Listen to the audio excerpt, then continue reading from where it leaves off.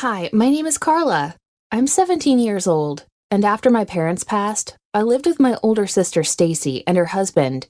My parents passed 2 years ago. They died in a terrible car crash on their way back from a business trip in a neighboring town. They co-owned a big corporate business they ran together, and they had really gone on to make names for themselves. I was devastated when I heard the news.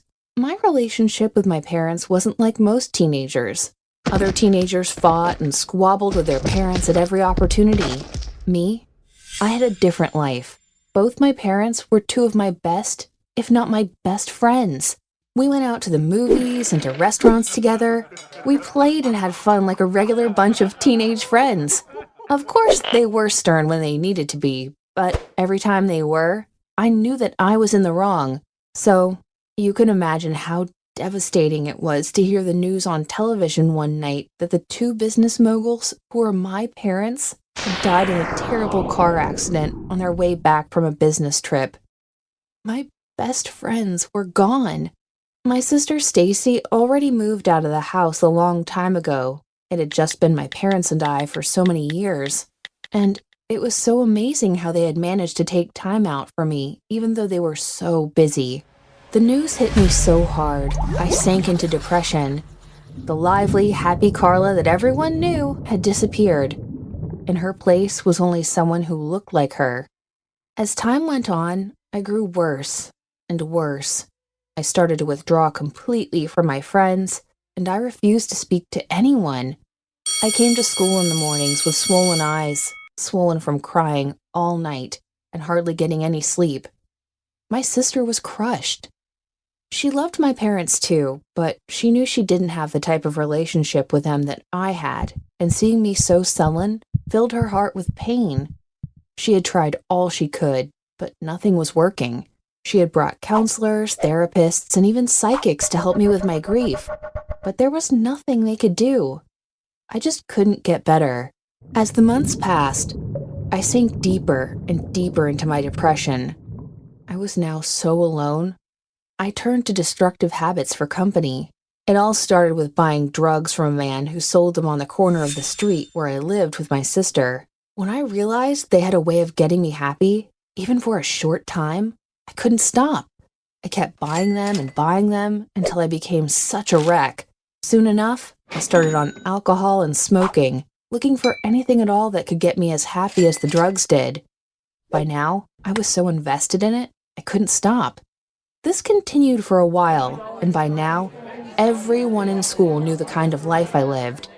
I came to school every day either drunk or under the influence of some drug, and by now, that was what everyone had come to expect of me. My sister was embarrassed every time the school authorities called her to come pick me up after making a scene, and that happened almost every day. I was worse than a shadow of myself, and deep down, I knew I had let this depression go too far. But I just couldn't bring myself to stop. I couldn't find my way back. I was too far gone.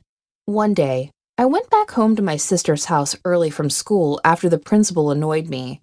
He had called me into his office, giving me a last warning after I slammed a basketball in my gym teacher's face for correcting me, leaving his face seriously swollen. "If you throw another fit at the teachers or anyone else, you will be expelled," he said. "We've accommodated this nonsense long enough. You're not the first person to lose their parents. Get a grip on yourself." I was filled with rage. And maybe it was because, deep down, I knew that what the principal said was true. Maybe it was because, deep down, the truth he had blurted out so bluntly had stung me. I stormed out of the principal's office and slammed the door so hard I distracted the whole school from learning for a moment. "You can send me out of your stupid school for all I care," I said, well out of hearing distance. I didn't really want to be expelled. It would break Stacy's heart. And I knew it wouldn't have been what my parents wanted. I marched home and pulled a cigarette stick from my backpack as I left the school premises. Those idiots! Who needs them anyway? I marched on until I reached my sister's house, but I totally wasn't ready for what I saw next. My sister's husband was home. He obviously wasn't expecting me back home that early, but it was just noon. I froze in my steps as I saw him. My brother-in-law was nearly butt naked on the couch, and scattered all around him were empty containers of used drugs. Used needles littered the floor and the center table, and I couldn't believe my eyes at what I saw. My sister's husband used drugs too? When did he start? That explained why he rarely said anything every time Stacy tried to correct me. He would look at me but not say anything. At first, I thought he was just staying out of what he considered not to be his business. I couldn't think straight after realizing this. Eventually, I got myself together and walked away to my room, looking away from him. All kinds of thoughts flooded my head all at once. Was I going to tell Stacy what I just saw? What if she left him? What if he was only battling with something terrible like I was, and the drugs were his only way of escape? No, I'm not going to be sympathetic. This could come back and haunt me and my sister later. It was decided. I couldn't wait for Stacy to get back from work. I had to tell her. As I was upstairs in my room waiting for her, her husband came knocking on my door. My heart pounded. "Go away," I said. "I don't want to see you." "I can explain," he said. "Please, don't tell Stacy. I used to be unable to quit drugs before I met your sister, and when she found out, she said she couldn't be with me if I didn't stop. I pleaded with her to stay, that I would try my best because I really loved her, and eventually she helped me through rehab.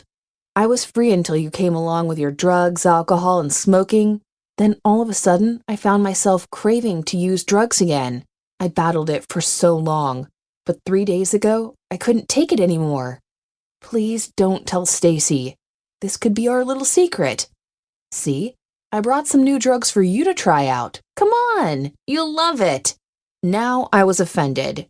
There I was, trying to get free, and Stacy's husband was trying to take me deeper in. Any thoughts of covering up for him immediately disappeared. When Stacy got back, I told her what I had seen. I told her I had seen her husband nearly butt naked, surrounded by empty containers of drugs and used needles. I told her that her husband had been using drugs. Stacy shot one look at her husband, begging him to deny it, and when he didn't, she exploded in a rage. Stacy was so mad and upset. I had never seen her like that before. She was screaming, crying, and yelling so hard. I knew by then neighbors already heard and knew what was going on. I walked up to her and tried to hug her to calm her down. "I'm sorry," her husband said, begging and crying on his knees. My sister wasn't having it. "Leave my house," she said. By now, tears were already forming in my own eyes. I knew the right thing to do was to tell my sister, but I didn't want her to lose her marriage. What if I had caught him cheating or doing something much worse? What would she do then?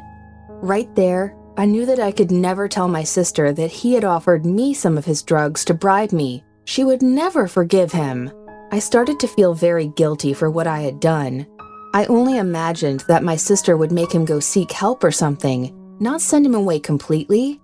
It probably hurt her more because she thought he was already done with drugs for good. But still, a pang of guilt flowed over me, especially because he said I had been the trigger that took him back. I didn't know what came over me. Suddenly, I started to beg my sister with tears in my eyes to give him another chance. Somehow, all of this made me realize how much pain I had caused all the other people in my life in the last 2 years. My friends, my sister, and now her husband. I was secretly begging for another chance for myself, to make things right, to try to repair all the damage I had done to everyone around me. Stacy looked at me beg so passionately, and compassion filled her eyes. She told her husband to leave, but that he could come back once he had sought help. I sighed deeply and hugged her, tears flowing down my face. This was a second chance for me too, and we would have to have our secret after all. Stacy must never find out that her husband offered me drugs, or else their marriage would be over. A few months have passed, and now I'm back to being the old Carla again. Stacy's husband too is doing great, and he's almost ready to be back at the house. Pretty soon, we'll be one big happy family.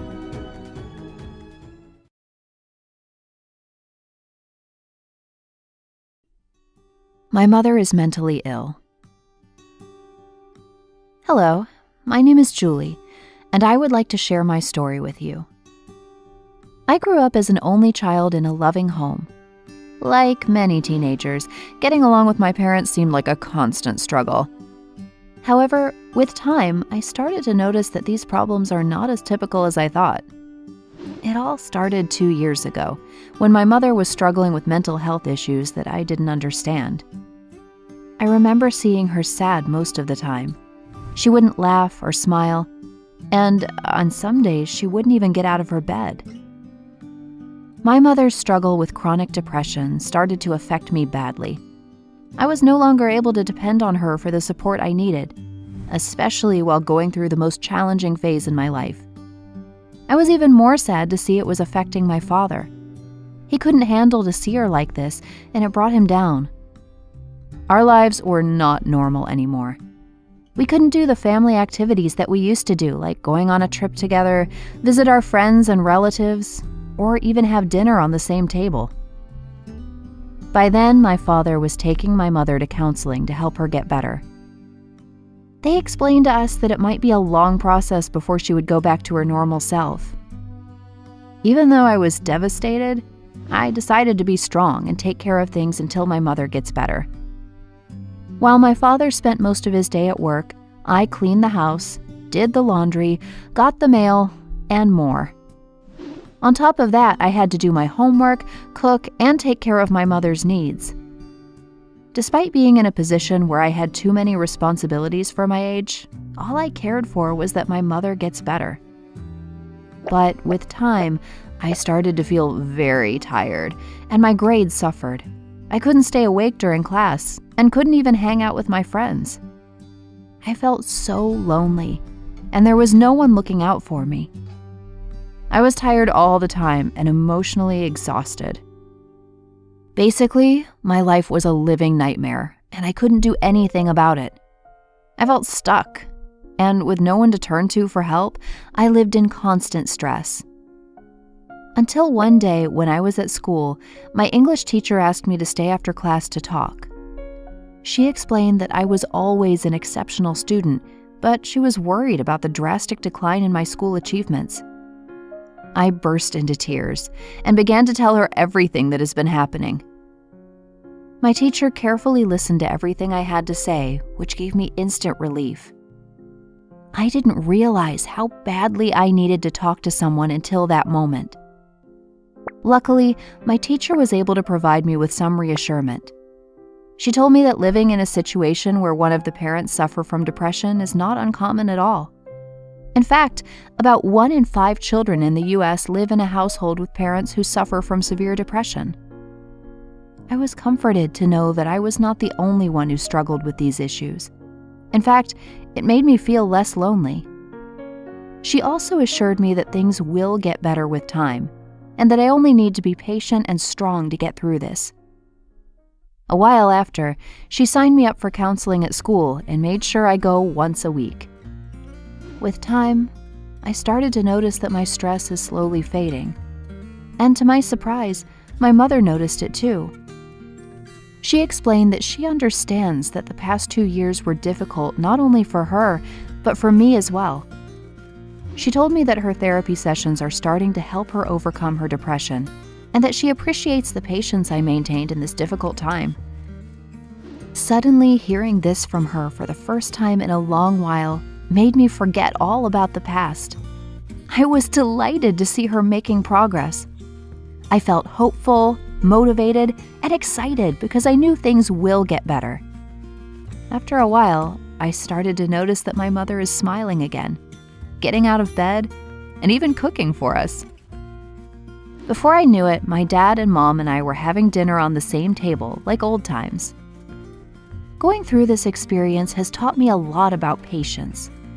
It is never okay to lose hope, and we must stay strong for the ones we love. Even though sometimes it can be very challenging, it is very important to remember that life is worth that challenge.